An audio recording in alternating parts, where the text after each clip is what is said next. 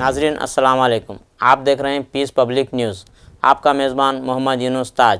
नाजरीन आज की ताज़ा खबर ये है లేరు ఎందుకంటే మీరు గత 20 సంవత్సరాల నుంచి అబద్ధాలే పరమావధిగా బతికిరు కాబట్టి మీరు నిజంగా నిజాలు చెప్పినా కూడా తెలంగాణ ప్రజలు నమ్మే పరిస్థితిలో లేరు.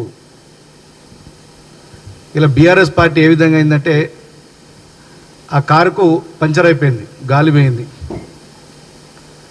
ఇంజన్ ఖరాబ్ అయింది, పూర్తిగా బోరుకు వచ్చింది. ఆ డొక్కు కారును పట్టుకొని మేము ఇంకేదో అద్భుతాలు చేస్తామని చెప్పి హరీష్ రావు గారు, కేసీఆర్ గారు, కేటీఆర్ గారు ఒక పగటి కలలు అంటారు.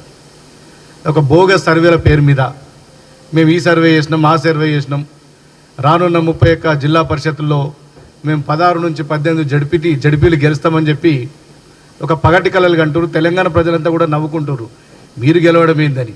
మీ పని అసెంబ్లీ ఎన్నికలప్పుడే అయిపోయింది. పార్లమెంట్ ఎన్నికల్లో మీ పనితీరు మొత్తం తెలంగాణ ప్రజలు చూసిండ్రు. అసెంబ్లీ ఎన్నికల్లో ప్రతిపక్ష పాత్రకు పరిమితం చేసిండ్రు. పార్లమెంట్ ఎన్నికల్లో మీ పార్టీ తెలంగాణ రాష్ట్రంలో ఇక అవసరం లేదు, మీ నాయకత్వం మా తెలంగాణ ప్రజలకు అవసరం లేదు అని చెప్పి పూర్తిగా తిరస్కరించి గుండు సున్నాకు పరిమితం చేసిండ్రు. నేను ఇప్పుడు చెప్తున్నా, ఈ 31 జిల్లా పరిషత్తులు 100కి 100% 31/31 మా ముఖ్యమంత్రి రేవంత్ రెడ్డి గారి నాయకత్వంలో 31 జిల్లా పరిషత్తులను కాంగ్రెస్ పార్టీ కైవసం చేసుకుంటుంది. 90% పైగా జడ్పీటీసీలు, ఎంపీపీలను కాంగ్రెస్ పార్టీ కైవసం చేసుకుంటుంది. గాంధీ భవన్ వేదికగా సవాల్ విసురుతున్నా, మీరు ఒక్క జడ్పీ కూడా మీరు గెలవలేరు. అతి కష్టం మీద మీరు సిద్దిపేట జడ్పీటీసీలు కూడా గెలుచుకునే పరిస్థితిలో ఇలా మీరు లేనటువంటి పరిస్థితి ఉంది.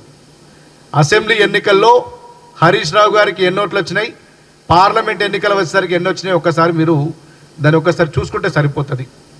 అదేవిధంగా మాజీ ముఖ్యమంత్రి కేసీఆర్ గారు వారు ప్రాతినిధ్యం వహిస్తున్న గజ్వేల్ నియోజకవర్గంలో అసెంబ్లీ ఎన్నికల్లో ఎన్ని ఓట్లు వచ్చినాయి, పార్లమెంట్ ఎన్నికల్లో ఎన్ని ఓట్లు వచ్చినాయి ఒక్కసారి బేరీజ్ వేసుకుంటే మీకు ఇప్పటికైనా అర్థం చేసుకోవాలి మీ గ్రాఫ్ ఏముంది ప్రజల్లో. మేము చాలా గొప్ప నాయకులం అని చెప్పుకుంటారు. తెలంగాణను 10 సంవత్సరాలు ముఖ్యమంత్రిగా, మంత్రులుగా చేసిన వాళ్ళు మీ నియోజకవర్గాలలో మీ గ్రాఫ్ ఏ విధంగా ఉందో అసెంబ్లీ ఎన్నికలకు, పార్లమెంట్ ఎన్నికలకు ఒక్కసారి బేరీజ్ వేసుకుంటే మీదేందో మీకు అర్థమవుతుంది. మీరంటే 31 జిల్లా పరిషత్తులట 16 నుంచి 18 అక్కడ వింటున్న మీ కార్యకర్తలే నవ్వుకుంటారు. అరే ఎక్కడికి వస్తాయి హరీష్ రావు గారు ఎందుకు ఇట్లా అబద్ధాలు చెప్తారని మీ కార్యకర్తలు నవ్వుకుంటారు. అక్కడ నుంచి మాకు ఫోన్లు చేస్తారు. ఇన్ని అబద్ధాలు ఆడితే ఎట్లా, అసలు ఎక్కడ గెలిచే పరిస్థితి, ఒక జడ్పీటీసీ గెలిచే పరిస్థితి లేదు, ఏకంగా జడ్పీలో గెలుస్తామని చెప్పి అబద్ధాలు ప్రచారం చేస్తున్నారు హరీష్ రావు గారని ఇలా బీఆర్ఎస్ పార్టీ కార్యకర్తలు నవ్వుకుంటున్నారు. ఇలా నిజంగా మీ కార్యకర్తల దగ్గర నవ్వుల పాలు కాకండి, దయచేసి ఇప్పటికైనా అర్థం చేసుకోండి. ఇవాళ ఎవ్వరు సంతోషంగా లేరట. దేనికి ఉంటారయ్యా సంతోషం? మీ నలుగురు తప్ప, మీ కుటుంబ సభ్యులు తప్ప యావత్ తెలంగాణ రాష్ట్రం మొత్తం 4 కోట్ల ప్రజలు ఇలా చాలా సంతోషంగా ఉన్నారు. రైతులందరూ కూడా చాలా సంతోషంగా ఉన్నారు. ఇన్ టైంలో వర్షాలు పడుతున్నాయి, ఎవరి పనులలో వాళ్ళు పనులు చేసుకుంటున్నారు, నాట్లు వేసుకుంటున్నారు, వరి పెట్టుకుంటున్నారు, ఎవరి పని వాళ్ళు చేసుకుంటూ చాలా సంతోషంగా ఉన్నారు. ఇలా అధికారం పోయిందని మీరు ఫ్రస్ట్రేషన్లో మీ నలుగురు నిజంగా చాలా అసంతృప్తిగా ఉన్నారు. ఎందుకంటే మీ కుర్చీని మా ముఖ్యమంత్రి రేవంత్ రెడ్డి గారు గుంజుకున్నారు, మీ ఎమ్మెల్యేల సీట్లని మేము గుంజుకున్నాం అని చెప్పి మీరు కొంత బాధగా ఉంటే ఉండొచ్చు. కానీ 4 కోట్ల ప్రజలకు ఎవరికి బాధగా లేదు. ఇక దేశంలో ఎక్కడా లేని విధంగా రైతులకు రుణమాఫీ చేసింది కాంగ్రెస్ పార్టీ ప్రభుత్వం. 28 రాష్ట్రాలు, 8 కేంద్ర పాలిత ప్రాంతాలలో ఎక్కడైనా ఇంత పెద్ద మొత్తంలో 25 లక్షల మంది రైతాంగానికి 21,000 కోట్ల రుణమాఫీ చేసిన చరిత్ర ఏ రాష్ట్రంలో లేదు, ఏ ప్రభుత్వం లేదు, ఏ పార్టీకి ఇంత చరిత్ర లేదు. ఇలా కేవలం ఒక తెలంగాణ రాష్ట్రంలో మీరు ఆర్థికంగా ఈ రాష్ట్రాన్ని విధ్వంసం చేసినప్పటికీ కూడా, ఆర్థికంగా దివాలా తీయించినప్పటికీ కూడా ఈ రాష్ట్రంలో రైతులందరూ సుభిక్షంగా ఉండాలి, రైతుల కళ్ళల్లో ఆనందం చూడాలని చెప్పి మా ముఖ్యమంత్రి రేవంత్ రెడ్డి గారు 25 లక్షల మంది రైతులకు 21,000 కోట్ల రుణమాఫీ చేసిండ్రు. గతంలో మీరు రైతు బంద్ వేస్తే నాట్ల నుంచి కోతల దాకా వేసేటోళ్ళు, ఒక్కొక్క పంట ఎగబెట్టిన సందర్భాలు కూడా మీరున్నాయి. కానీ ఆన్ రికార్డ్ 9 రోజుల్లో, కేవలం 9 రోజుల్లో 9,000 కోట్ల రైతు భరోసా ఇచ్చి ఇలా పెట్టుబడి సాయంగా తమ సొంత పెట్టుబడితో ఇలా రైతులు ఇలా నాట్లు వేసుకునే పరిస్థితి ఉంది. మీరు కోతలు దాకా ఇష్టోళ్ళు, మేము నాట్ల సమయంలో ఇచ్చినాం. ఇలా అంతేకాదు మహిళలందరికీ కూడా ఆర్టీసీ బస్సుల్లో ఉచిత ప్రయాణ సౌకర్యం కల్పించి మహిళలందరూ చాలా సంతోషంగా ఉన్నారు. 200 యూనిట్ల లోపు కరెంటు వినియోగించుకునే ప్రతి వినియోగదారుడు దాదాపు 90-95% మంది గ్రామీణ ప్రాంతాల్లో ఇవాళ ఉచితంగా కరెంట్ తీసుకుంటున్నారు. 500 రూపాయల గ్యాస్ సిలిండర్ ఇస్తున్నారు. ఇలా గతంలో మీరు వరేస్తే ఉరి అని చెప్పిండ్రు, ధాన్యం కొనుగోలు కేంద్రాలను కూడా ఎత్తివేస్తామని చెప్పిండ్రు. కానీ మేము ధాన్యం కొనుగోలు కేంద్రాలు పెట్టి ఎలాంటి కట్టింగ్ లేకుండా ఇలా వరి సన్నవడ్లు పండించే వాళ్ళకు బోనస్ ఇచ్చి రైతాంగానికి అండగా నిలిచింది కాంగ్రెస్ పార్టీ ప్రభుత్వం. ఇలా హరీష్ రావు గారు ఇంకోటి మాట్లాడతారు, అశోక్ నగర్కి పోదామా, అశోక్ నగర్లో విద్యార్థులు మిమ్మల్ని ఇలా చీదరించుకుంటున్నారని.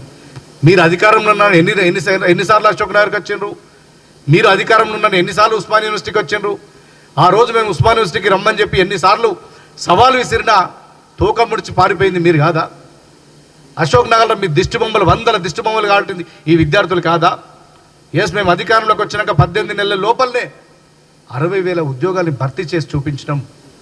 ఒక జాబ్ క్యాలెండర్ రిలీజ్ చేసినాం. ఎప్పుడు ఉద్యోగాలు ఖాళీలు అయినా కూడా ఒక క్యాలెండర్ ప్రకారం వాటిని భర్తీ చేస్తామని చెప్పినాం. ఇలా విద్యార్థులను రెచ్చగొట్టడం, నిరుద్యోగులను రెచ్చగొట్టడం ఇదే పనిగా పెట్టుకున్నారా? ఇంత ఫ్రస్ట్రేషన్ ఎందుకు హరీష్ రావు గారు? ఒకసారి ప్రతిపక్ష పాత్ర ఇచ్చారు మీకు, ప్రతిపక్ష పాత్ర బాధ్యతాయుతంగా ప్రోత్సహించండి. సంవత్సరంన్నరకి అద్భుతాలు జరిగిపోవు కదా. సంవత్సరంన్నర కాలంలో ఈ దేశంలో ఏ రాష్ట్రం చేయలేని విధంగా మా ముఖ్యమంత్రి గారు చేస్తున్నారు. అయినా మీకు కంట్లో నిప్పులు పోసుకున్నట్టు ఒక ఫ్రస్ట్రేషన్. రేవంత్ రెడ్డి గారు నాకంటే ముందు ముఖ్యమంత్రి అని చెప్పి హరీష్ రావులో ఒక ఫ్రస్ట్రేషన్ కనబడుతుంది. నువ్వు ఎప్పటికీ ముఖ్యమంత్రి కాలేవు, ఇక నీ పార్టీ జిందగీలో మళ్ళీ గెలిచే అవకాశం లేదు. మరో 10 సంవత్సరాలు కనిష్టంగా ఈ ముఖ్యమంత్రి రేవంత్ రెడ్డి గారు కనీసం 10 సంవత్సరాలు ఈ రాష్ట్రాన్ని రూల్ చేస్తాడు. తర్వాత కూడా చేసే అవకాశం ఉంది. మీరు నిజంగా ఆశలు వదిలించుకోండి. ఒక బాధ్యతాయుత ప్రతిపక్షంగా ఈ ప్రభుత్వానికి సలహాలు ఇవ్వండి. ప్రజా సమస్యల మీద ప్రభుత్వానికి నివేదికలు ఇవ్వండి. ప్రజా సమస్యల మీద ఉద్యమిస్తే అంతో ఇంతో మీరు చేసిన పాపం కొంతైనా పోతుంది. ఎందుకంటే 10 సంవత్సరాలు ఈ రాష్ట్రాన్ని అన్ని రకాలుగా విధ్వంసం చేసిండ్రు. మీరు రైతుల్ని దగా చేసిర్రు, మహిళల్ని దగా చేసిర్రు, విద్యార్థుల్ని దగా చేసిర్రు, నిరుద్యోగులను ఏడిపించిన చరిత్ర మీకున్నది. కనీసం మీరు బాధ్యతాయుతమైన ప్రతిపక్ష పాత్ర పోషిస్తే కొంతైనా మీ పాపం పోతుందని చెప్తున్నా. ముఖ్యమంత్రి రేవంత్ రెడ్డి గారి నాయకత్వంలో ఈ రాష్ట్రంలో కాంగ్రెస్ పార్టీ స్థానిక సంస్థల ఎన్నికల్లో అద్భుత విజయాలు సాధించబోతుంది. నేను ఇంతకుముందు చెప్పినట్టు 31 జడ్పీలు, 90% పైగా ఎంపీటీసీ జడ్పీటీసీలు ఈ రాష్ట్రంలో గెలిచి మేము చూపిస్తాం. ఎందుకంటే ప్రజలందరూ కూడా కాంగ్రెస్ పార్టీ వైపు ఉన్నారు. ఇవాళ ఎలాంటి ప్రజలందరూ కూడా స్వేచ్ఛగా ఇలా జీవనం సాగిస్తున్నారు తెలంగాణ రాష్ట్రంలో. మీ హయాంలో భయంగా ఉంటుండే. ఒక జర్నలిస్టు మాట్లాడాలన్నా, ఒక పోలీస్ ఆఫీసర్ ఫోన్లో మాట్లాడాలన్నా కూడా కనీసం ఒక నార్మల్ కాల్లో మాట్లాడేటువంటి పరిస్థితి ఆ రోజు ఉండే. ఇలా ప్రజలు స్వేచ్ఛగా మాట్లాడుకుంటారు, స్వేచ్ఛగా ఇలా ప్రజలు జీవనం కొనసాగిస్తుంటే మీ కళ్ళు మండుతున్నాయి. ఇలా కేటీఆర్ గారు జైపూర్లో మన ఇంటర్వ్యూలు ఇచ్చుకుంటూ ఇలా నిజంగా ఒట్లేస్తుండే దేవుళ్ళ మీద, నేను ఎలాంటి డ్రగ్స్ తీసుకోలేదని చెప్పి. ఆ రోజు మా ముఖ్యమంత్రి రేవంత్ రెడ్డి గారు ఛాలెంజ్ విసిరారు కదా, వైట్ ఛాలెంజ్ డ్రగ్స్ టెస్ట్ కోసం. మరి ఆ రోజు ఎందుకు రాలేరు? నీకు నువ్వే చెప్పుకుంటావు నేను నాస్తికుని చెప్పి నువ్వు వేసే ఓట్లు నమ్ముతారు, నీ దొంగ ఓట్లు కాదా కేటీఆర్ గారు అని అడుగుతున్నా. ఇప్పటికైనా ఈ కేటీఆర్ వేసే దొంగ ఓట్లను, హరీష్ రావు చేస్తున్న అభివృద్ధి ప్రచారాలని తెలంగాణ ప్రజలు ఎవరు నమ్మరు. ఎందుకంటే మీ పార్టీ పని అయిపోయింది, మీ పని అయిపోయింది. ఇలా ఇంకోటి చెప్తుండే, తెలంగాణతో ఆగమైందట. ఆగమైంది మీ నలుగురు బతుకులు. తెలంగాణ చాలా అద్భుతంగా ఉంది, తెలంగాణ చాలా హ్యాపీగా ఉంది. ఆగమైంది మీ నలుగురు బతుకులు. వాళ్ళ చెల్లో దిక్కయింది, అన్నో దిక్కయిండు, బావో దిక్కయిండు. ఆ పార్టీ ఏమవుతుందో ఇంకా భవిష్యత్తులో ఒక అగమ్య గోచరంలో వాళ్ళు ఉన్నారు తప్ప తెలంగాణ రాష్ట్రానికి వచ్చిన ఏం లేదు. తెలంగాణ రాష్ట్రం చాలా సస్యశ్యామలంగా ఉంది. ఇంకా అద్భుతంగా పనిచేస్తుంది రేవంత్ రెడ్డి గారి సర్కార్. ఇంకా ముందు మిరాకిల్ సృష్టిస్తాం. ఒక దేశంలోనే ఒక రోల్ మోడల్ స్టేట్గా తెలంగాణ రాష్ట్రం ఉండబోతుంది. ఇలా ప్రపంచంతో పోటీ అని మా ముఖ్యమంత్రి గారు చెప్తారు. ఇలా ఆ విధంగా ప్రపంచంతో మా పోటీ తప్ప ఇతర రాష్ట్రాలతో కానీ ఇతర నాయకులతోటి కానీ మాకు పోటీ లేదు. ఈ తెలంగాణ రాష్ట్రం రానున్న రోజుల్లో అనేక మిరాకిల్స్ సృష్టించి ఒక నెంబర్ 1 స్టేట్గా, మోడల్ స్టేట్గా ఈ దేశంలో ఉండబోతుంది. Thank you.